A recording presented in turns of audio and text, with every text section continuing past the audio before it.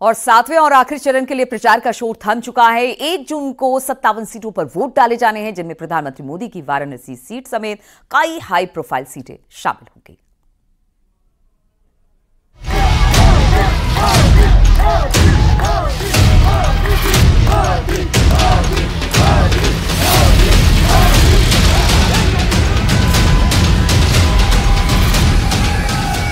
ये देश के नक्शे की वो तस्वीर है जहां आखिरी चरण के लिए 1 जून को वोट डाले जाने हैं। इन सीटों में उत्तर प्रदेश की 13 सीटों पर, पंजाब की भी 13 सीटों पर, पश्चिम बंगाल की 9 सीटों पर, बिहार की 8, ओडिशा की 6, हिमाचल प्रदेश की 4, झारखंड की 3 और केंद्रीय शासित प्रदेश चंडीगढ़ में मतदान होना है।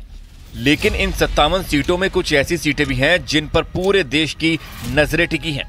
सबसे पहले जिक्र करते हैं उत्तर प्रदेश का, जहां वाराणसी, गोरखपुर, बलिया, मिर्जापुर, गाजीपुर जैसी सीटें शामिल हैं। बीजेपी की तरफ से दावा किया जा रहा है कि 400 पार का जो दावा किया जा रहा है वो सच साबित होकर रहेगा। सुनिए गाजीपुर में रोड शो के दौरान केंद्रीय गृह मंत्री अमित शाह ने क्या कहा। 400 पार हो, 4 तारीख को जनता को मालूम पड़ा, क्योंकि हम उत्तर प्रदेश और देश हमारी सीटों का रिकॉर्ड तोड़ेंगे।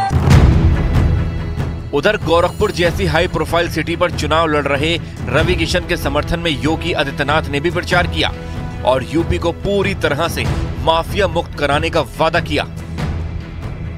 उत्तर प्रदेश अब माफिया मुक्त लगभग हो चुका है।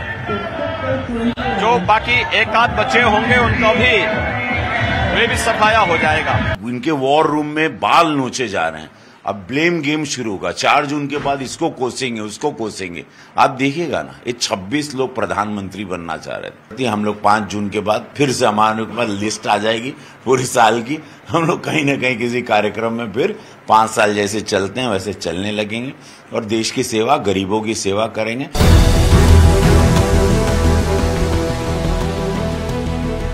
उधर वाराणसी सीट को लेकर कांग्रेस के अजय राय का कॉन्फिडेंस अलग ही लेवल पर पहुंच गया। हम तो लगातार लगे हैं ना, हमारे कार्यकर्ता देखिए, हमारे दिन रात लोग लगे हैं। हमारे इस बार जनता चुनाव लड़ रही है, जनता सबसे आगे है, जनता लड़ रही है। और वो तो लीड बढ़ाने की बात है, इस बार सबसे बड़ी लीड वो वक्त बताएगा। कह तो रहे कि 14 नहीं रुके, 19 नहीं रुके, 24 में क्यों रुक रहे हो भाई बनारस में।